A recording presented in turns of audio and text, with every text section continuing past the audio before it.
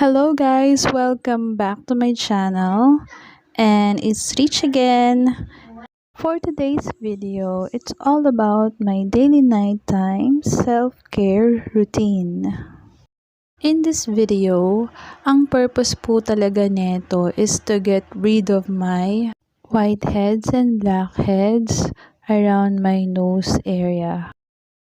Dito po madalas mag-build up yung mga whiteheads kasi oily face po ako.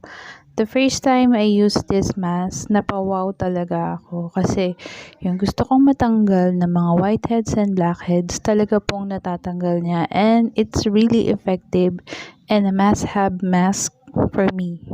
Talagang magaling siya. So, maghihintay pa ako ng konting minuto para mag-dry up lahat. So, first time kong gagamitin tong coffee na to para sa aking facial mask to remove my blackheads and whiteheads. So, let's see kung effective siya sa akin. Okay, so dry up na lahat and it's ready to remove, I think. So, let's see kung effective sa akin tong coffee facial mask para sa aking whiteheads and blackheads. So, excited na ako. Let's see. Etong mask ko na to for my whiteheads and blackheads, ginagawa ko lang siya once a month.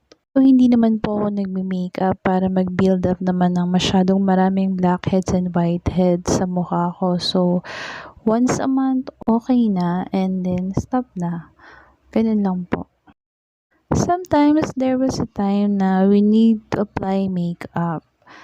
And then, kapag nagkakasunod-sunod, ayun na, nagbe-build up na yung mga whiteheads. And then, kapag napabayaan mo siya, nagiging pimple siya. So, pagka ganon, nag-start na akong mag-apply netong aking facial mask.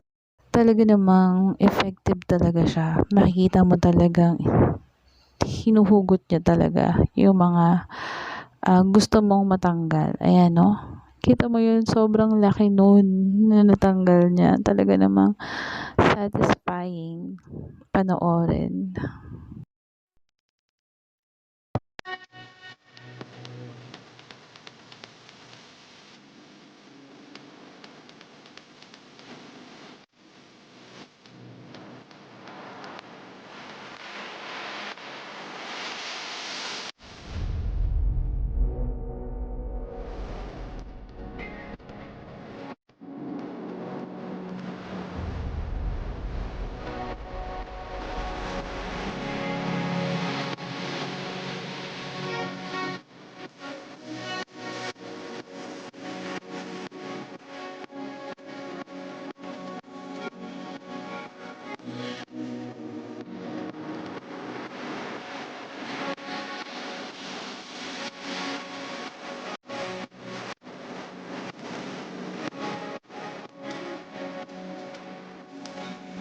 Pure and smooth skin na siya, 'di ba?